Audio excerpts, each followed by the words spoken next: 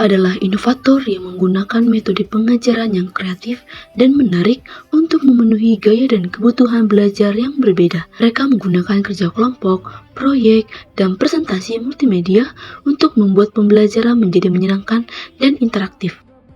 Guru juga memberikan advokasi terhadap siswanya, berupaya memastikan bahwa memiliki akses terhadap sumber daya dan peluang yang mereka butuhkan untuk berhasil. Pose with the fans.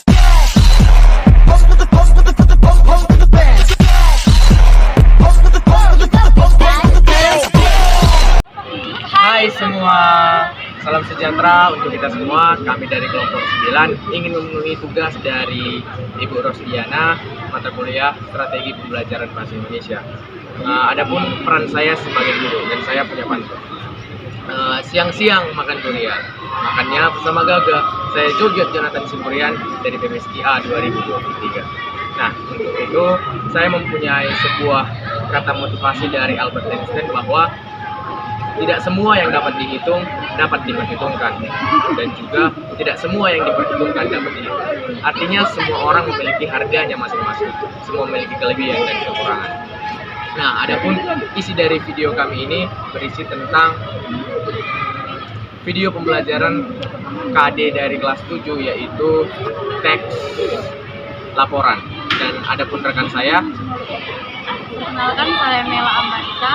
Sebelumnya, untuk memperkenalkan diri, saya ingin membuat pantun, yaitu tiap hari pergi ke pesta dengan cantiknya bulu mata. Perkenalkan, saya Mela Ambarita dari PPS Wilayah Utang.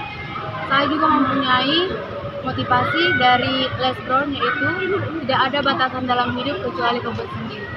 Saya kembalikan kepada teman saya. Baik, pertama-tama saya pantun terlebih dahulu.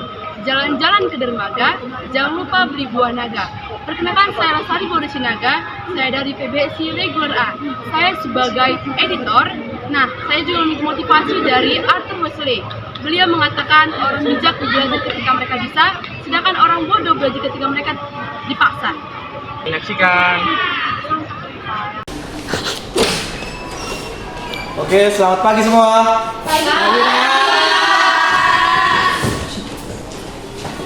Sebelum kita mulai pembelajaran hari ini, kita tentu ada dan baiknya kita berdoa menurut ajaran dan agama kita masing-masing. Berdoa dimulai.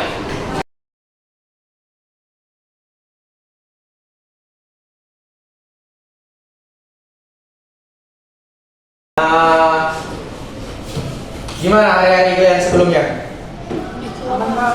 Luar biasa.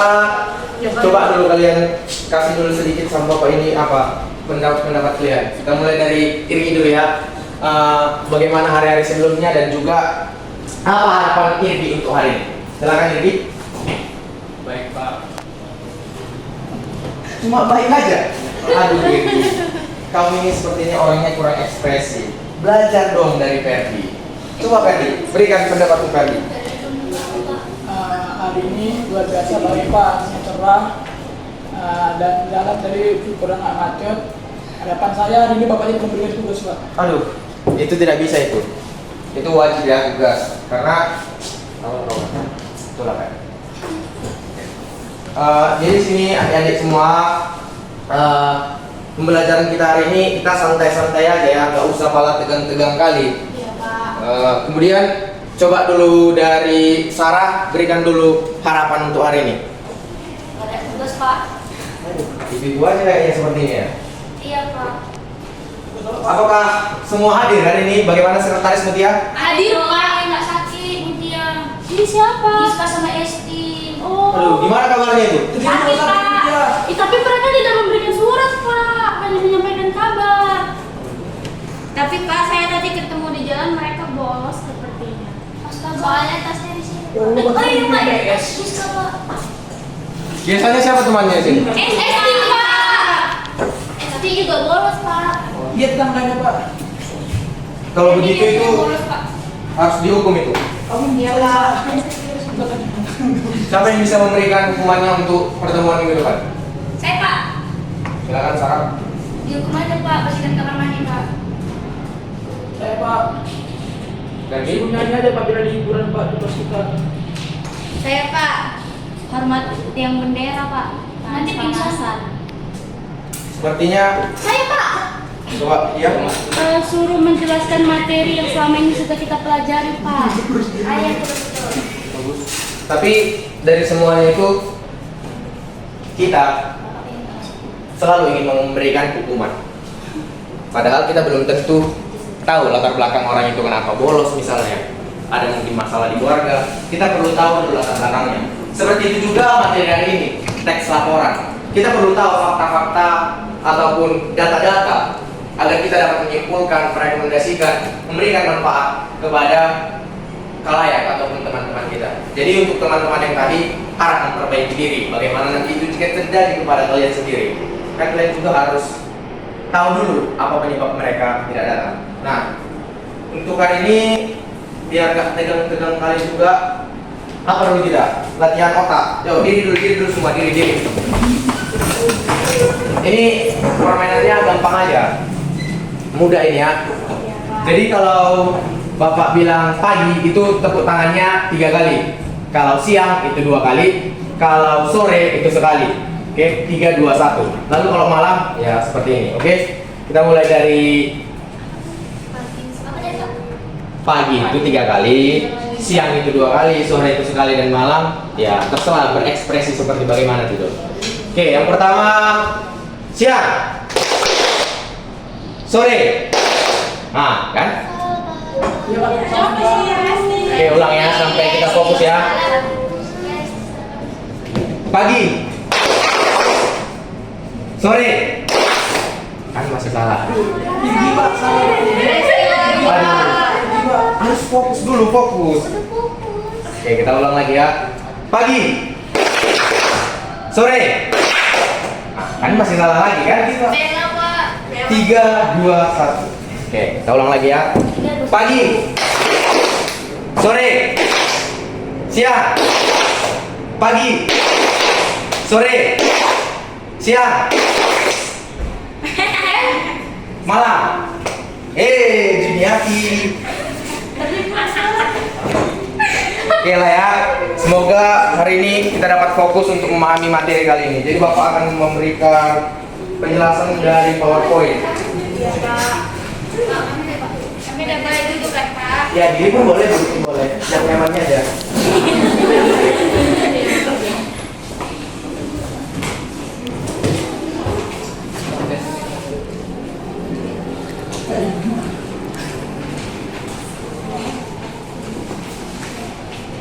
Ferdi, letakkan dulu gawainya Ferdi.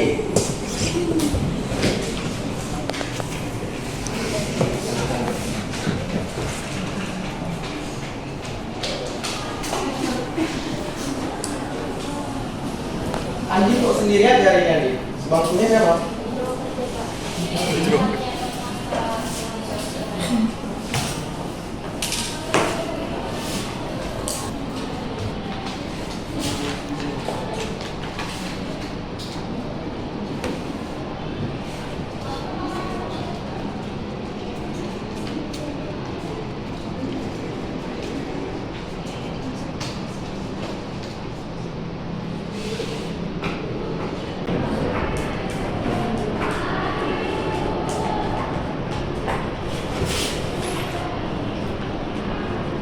Oke, jadi pembelajaran hari ini kita adalah mengidentifikasi teks laporan.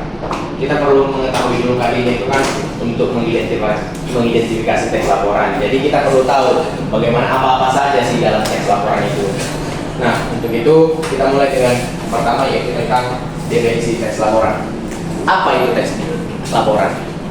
Teks laporan itu merupakan suatu teks laporan yang bersifat laporan, artinya melaporkan, meliput, yang memberikan informasi yang benar-benar bersifat faktual ataupun terdapat data-data dan juga fakta-fakta pada teks yang disajikan.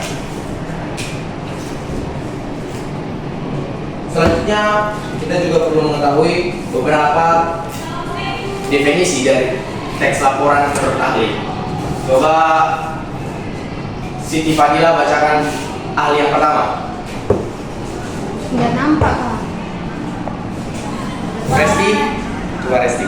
Baik Pak, yang pertama menurut Syarat kalau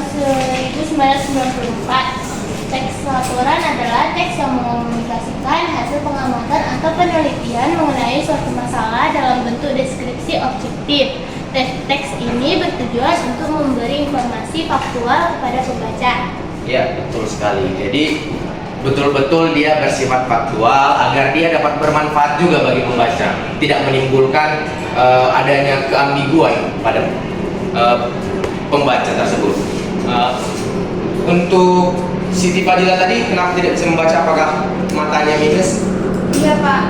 Makanya lain kali duduk di depan ya, jangan, kita tahu kekurangan kita sendiri, kita nggak boleh memaksakan sesuatu hal itu yang kita tidak bisa, harus nyaman supaya pembelajaran juga dapat berjalan dengan baik. Untuk Mela, coba bacakan ahli yang kedua. Menurut Dalman tahun 2014, teks laporan adalah teks yang Irgi, menyampaikan informasi faktual mengenai suatu topik, masalah, atau peristiwa tertentu secara akurat dan objektif. betul sekali. Akurat. Jadi dia juga dapat bersifat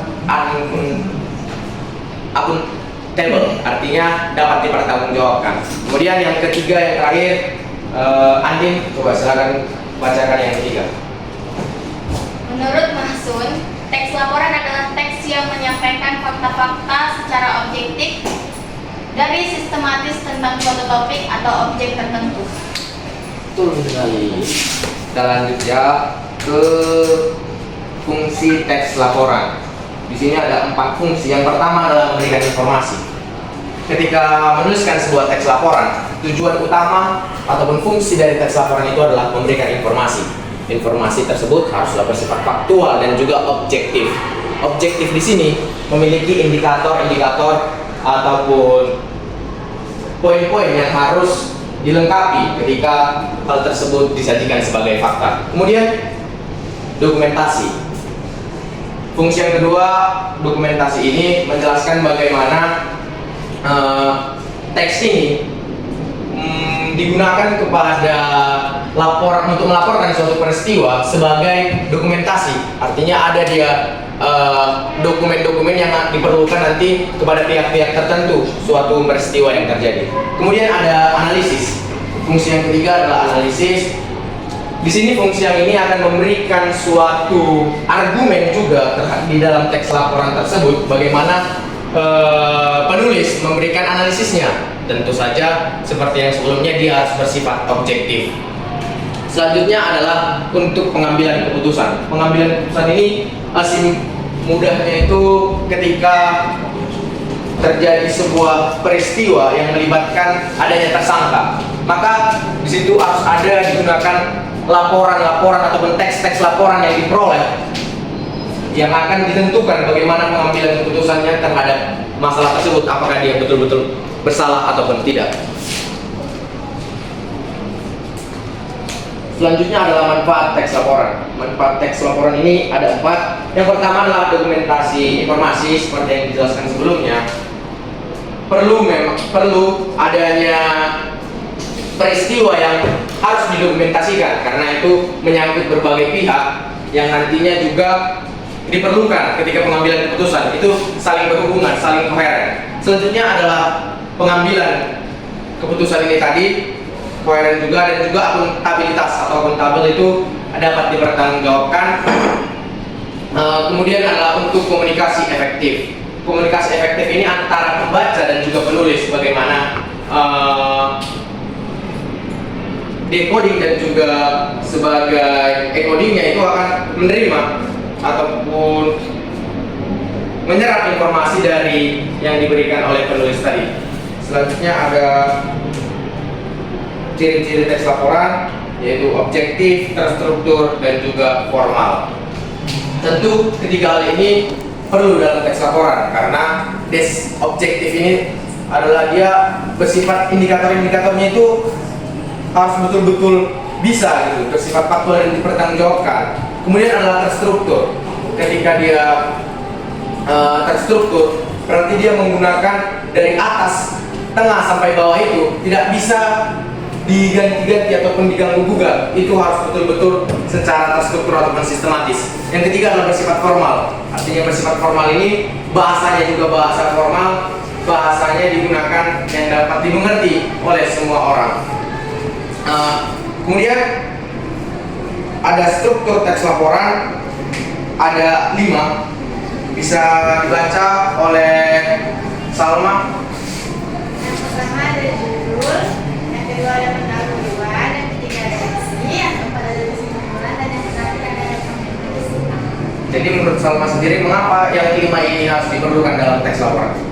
Karena agar laporan ketika membuat teks laporan selanjutnya bisa menjadi lebih baik. Jadi struktur-struktur ini perlu karena pendahuluan itu kan berisi latar belakang, bagaimana peristiwa itu terjadi, apa yang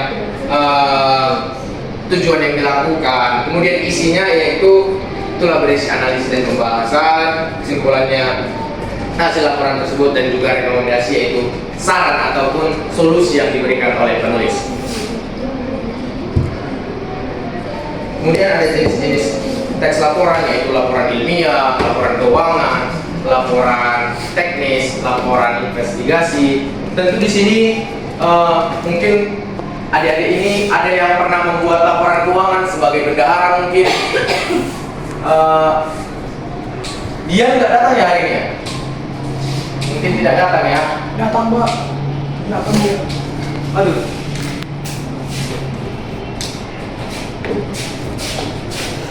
Hei, aduh, Ferdi ini jancok aja, sok sumpah. Situ ngapain bilang lah.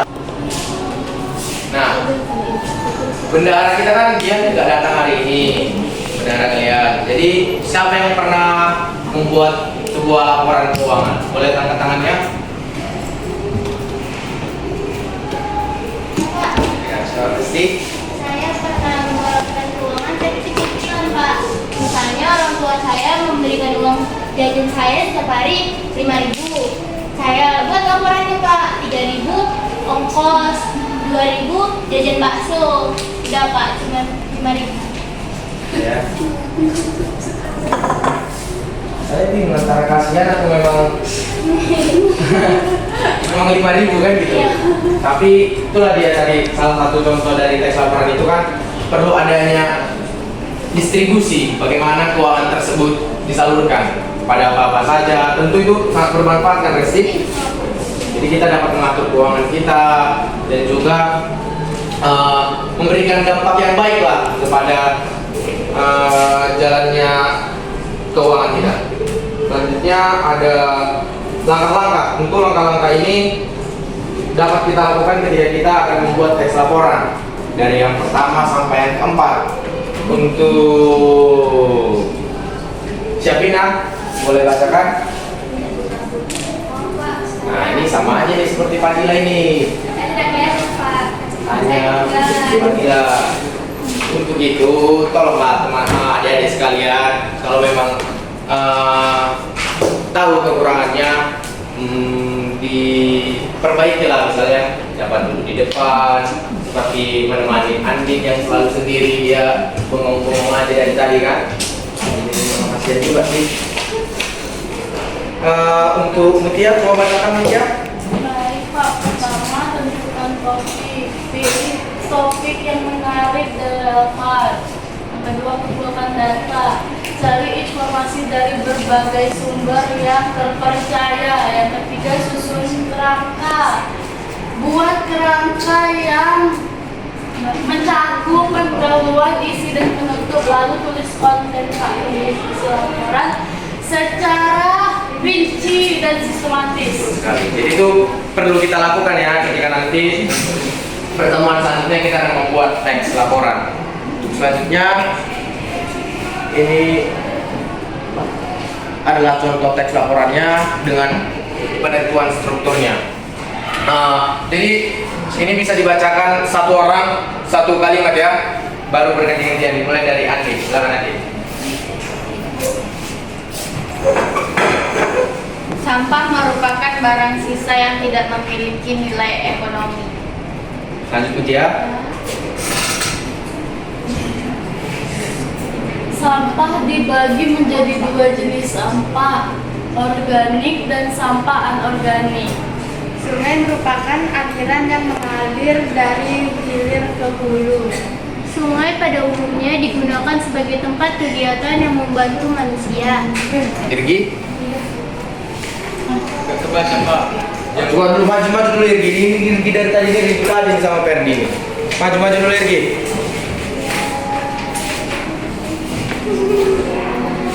Ayo baca Irgi. Sudah yang mana tadi? Gak nampak tadi Pak. PPT-nya kurang menyala Pak. Aduh, kamu ini Irgi. Bukan PPT-nya yang menyala, bukan tidak menyala, tapi kamunya yang tidak memperhatikan. Ayo mulai dari sini baca. Namun di desa Jantur, Kecamatan Bumiaji, sungai disalahgunakan menjadi tempat pembuangan akhir sampah sehingga sungai yang dulunya dialiri air sekarang menjadi kering dan penuh dengan timbunan sampah. Ya, bagus. Ferdi? Kelihatan Pak. Aduh, maju Ferdi, maju. Silakan baca Ferdi. Dari mana Pak? Dari kelihatan Pak. Dari sini. Sampah anorganik adalah sampah yang sulit diuraikan, tidak bisa hancur dengan alami. Tegak. Biasanya terdiri atas limbah bahan-bahan kimia yang tidak mudah diuraikan. Sedangkan jika sampah anorganik tidak ulang, dapat membuat barang yang bernilai berguna. Bagus. Selanjutnya silakan Lauri. Hanya ada PPT-nya Pak. Minus semua kayaknya kelas ini, Pak. PPT Bapak kekecilan Pak, namanya lagi warnanya Pak. Coba baca dulu Corpelia. Tidak nampak Pak. Aduh, salah memang kalian ini memang pemalas kalian ini, minus lagi kurasa matanya. Tolonglah, kita harus memperbaiki diri kita, harus lebih semangat lagi belajar. Biar Bapak yang bacakan ya. Contoh jenis sampah anorganik adalah plastik, wadah deterjen, dan plastik bungkus sisa makanan. Sampah organik adalah sampah yang dapat diuraikan lagi dan mudah membusuk. Sampah ini biasanya berupa limbah rumah tangga yang mudah membusuk, limbah ternak yang tidak dikelola terlebih dahulu, tetapi langsung dibuang begitu saja, daun-daun atau batang pohon yang sudah mati. Contoh sampah organik adalah daun, sayur, sisa buah, limbah kayu sisa, dan limbah pembuangan kotoran sapi. Baik sampah organik maupun anorganik sesungguhnya sangat bermanfaat bagi kehidupan apabila manusia dapat mengelolanya dengan baik. Nah, ketika kita bicara tentang sampah, apa yang ada dalam pikiran itu ya? Plastik, kotoran, bau, sembarangan, jorok.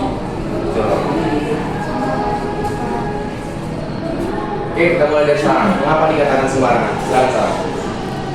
Karena banyak dari orang-orang di sekitar kita Pak, contohnya kayak di sekolah, di rumah, itu tidak peduli buang sampah sembarangan di mana-mana aja, tidak sesuai tempatnya. Kalau Sarah sendiri, buang sampah pada tempatnya? Kadang-kadang Pak, tapi sering pada tempatnya. Kalau Andi nanti ini, jadi tadi bengong-bengong aja. Coba Andi, berikan. Inilah juga tahu kekurangannya, punya penyakit, tidak sarapan ya Andi. Sarapan itu perlu untuk adik-adik sekalian, apalagi untuk kegiatan sekolah yang padat mungkin ya. Hanya perlu ya. Kita lanjut kepada kesimpulan, yaitu adik-adik semacam sendiri, dan yang terakhir supaya kita bernyanyi dulu.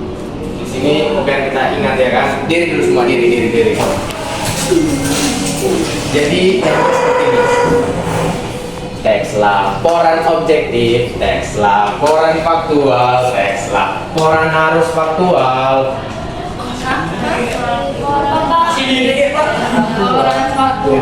Tes laporan harus faktual. Belajar untuk sukses, belajar untuk cerdas, meraih cita-cita yang gemilang. Oke, sampai dari awal ya. Nadanya. Oke.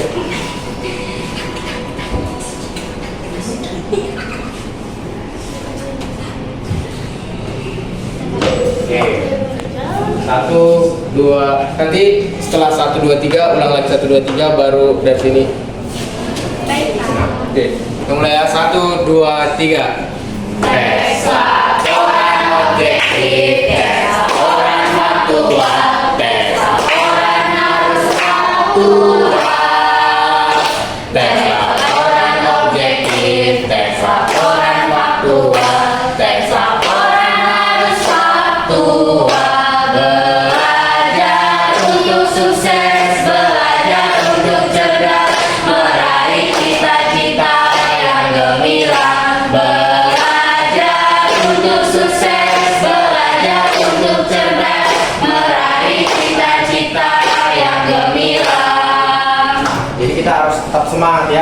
Karena John F. Kennedy bilang seperti ini, kaum muda adalah kaum muda yang memikirkan tidak seperti orang lain, karena itu adalah tugasnya. Jadi kita kaum muda ataupun adik-adik kaum muda ini harus tetap semangat untuk meraih cita-citanya nanti, kan? Jadi kita harus bernyanyi juga untuk mengingat ataupun tentang pemuda-pemuda yang berjuang dari dulu sampai sekarang. Kita nyanyi lagu Bangun Pemuda-Pemudi, oke? Satu, Bangun Pemuda-Pemudi, 1, 2, 3, ya. Bangun pemuda-pemuda Indonesia, tangan baju musik sikat untuk negara, masa yang akan datang, kewajibanmu menjadi tanggunganmu terhadap nusa, menjadi tanggunganmu terhadap nusa. Untuk selanjutnya adik-adik boleh duduk dulu. Karena Irgi dan Ferdi tadi sangat ribut, boleh maju dulu ke depan, dua-dua. Ayo, Irgi dan Ferdi silakan. Ayo. Ini anak muda ini, maaf lah, belajar itu harus fokus ya. Coba dulu kalian berikan rangkuman sedikit tentang materi tadi. Oke, silakan Irgi. Irgi, silakan. Ya, mendengarkan saya. Inilah kekurangan anak zaman sekarang. Kenapa tadi tidak mendengarkan Irgi? Saya tidak pada Pak Ferdi. Berarti sekarang nggak ada. Tidak Pak. Coba, jadi kalau begitu, coba tolong pilih salah satu pasanganmu yang bisa dapat membantu kau. Silakan. Oke, silakan Mutia, maju Mutia. Tolong bantu dulu Irgi menjelaskan teks laporan.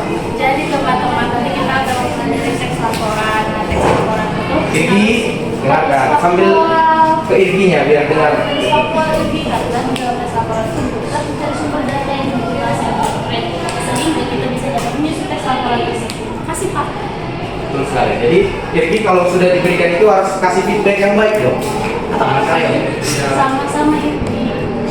harus lebih ekspresif lagi. Ya. Bagus Irgi jadinya. Coba kalau Ferdi, silakan Ferdi. Ferdi ya Pak. Kamu belum kawan teman Ferdi. Silakan Ferdi, jelaskan. Jadi dari yang Bapak jelaskan tadi saya dapat ialah teks laporan itu harus objektif Pak, berisi data-data yang jelas dan konkret Pak, dan harus jelas sumber datanya itu dari mana. Jadi sehingga teks laporan itu harus bersifat faktual Pak, seperti itu. Betul sekali. Jadi memang betul bahwa teks laporan itu harus itu ya Ferdi. Ferdi kan ketua kelas ini kan. Ferdi, coba dulu pilih salah satu temanmu yang akan memberikan kata-kata motivasi untuk hari ini. Silakan Ferdi. Sarah Pak. Oh, silakan Sarah, maju ke depan. Oke, kalian sudah bisa duduk. Silakan. Terima kasih Pak. Ayo Sarah. Kita tepuk tangan dulu buat teman kita Ferdi di Indonesia.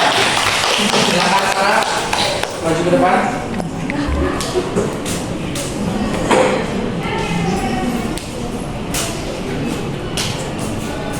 Silakan Sarah. Berikan kata-kata. Kata-kata hari ini, belajarlah sungguh-sungguh agar sukses. Sudah Pak. Belum bagus itu. Saya nggak punya motivasi Pak. Serius lagi. Ayo ulang. Belajarlah sungguh-sungguh, jangan malas, jangan Belajar sungguh-sungguh, jangan malas, jangan main, agar sukses. Kurang. Ayo ulang. Sekali lagi. Harus lebih serius, lebih. Jangan salah Sarah. Ayo. Yuk, oke. Belajarlah sungguh-sungguh karena ada ibumu yang menunggu di rumah. Belajarlah sungguh-sungguh demi masa depan. Sudah dulu. Iya, Pak. Sarah ini orangnya tidak serius saja, nih. Belajar terus tapi tidak dihubungkan dengan materi. Juni, coba maju ke depan. Juni, silakan Juni. Maju ke depan. Kania juga maju. Silakan Kania.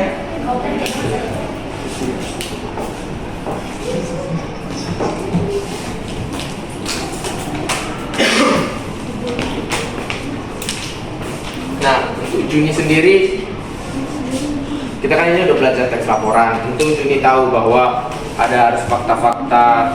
Jadi menurut Juni, bagaimana Juni ingin memberikan salah satu fakta tentang mungkin salah satu orang di kelas ini, teman-teman kita. Silakan Juni. Fakta misalnya, Ferdi itu suka ribut gitu. Itu kan fakta. Irgi itu tidak memperhatikan, ataupun contoh lain misalnya tentang siapa saja. Silakan.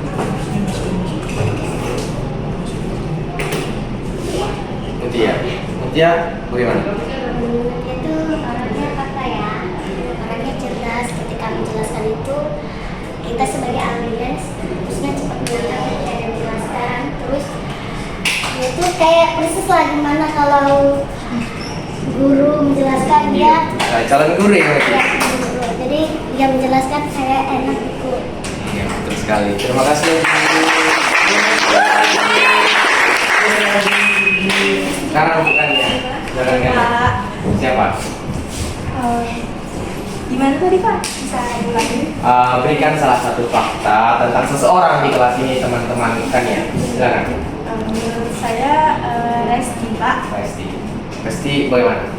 Menurut saya Resti itu orangnya banyak ngomong gitu Pak. Banyak ngomong ini konsepnya seperti apa ini ya? Asik ngobrol-ngobrol aja Pak gitu sama kawannya. Padahal tadi Resti bisa menjawab dia. Iya Pak, ada juga sama guru lain gitu juga dia Pak. Resti harap diperbaiki ya Resti. Kemana kawannya? Jadi teman-teman semua itu fakta atau bukan itu? Fakta. Fakta. Ya, oke, terima kasih ya Kania. Iya Pak. Untuk mengakhiri pembelajaran kita hari ini, untuk Andin, karena Andin selalu lemas-lemas dan dia semangat selalu maju Andin. Ini terakhir dan kita cepat pulang ya kan. Kita mulai dengan motivasinya seperti ini. Berdiri. Jadi buat gini nih kata-katanya ini. Bulatkan tekad. Satukan harapan, kejar sampai dapat. Satukan harapan, kejar sampai dapat. Ya, coba buat sekalian sama gerakannya. Bulatkan tekad, satukan harapan, kejar sampai dapat. Oke, kita sama-sama ya. 1, 2, 3. Bulatkan tekad, satukan harapan, kejar sampai dapat. Oke, untuk menutup pertemuan kita hari ini, Andin silakan untuk menutupnya dengan doa. Baiklah teman-teman, sebelum kita tutup pelajaran kita pada hari ini, ada baiknya kita berdoa agar kita selamat di perjalanan pulang. Berdoa menurut agama dan kepercayaan kita masing-masing. Dimulai.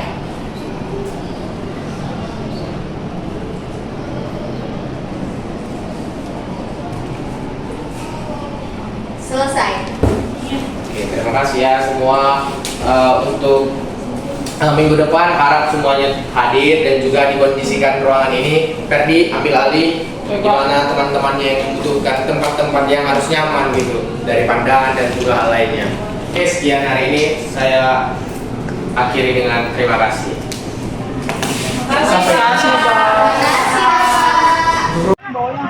Nah, terima kasih teman-teman yang telah memberikan perhatiannya dan juga telah menonton video kami. Semoga video kami dapat bermanfaat bagi para penonton dan juga kami meminta maaf bila ada kekurangan ataupun salah kata dari video kami. Terima kasih, sampai jumpa.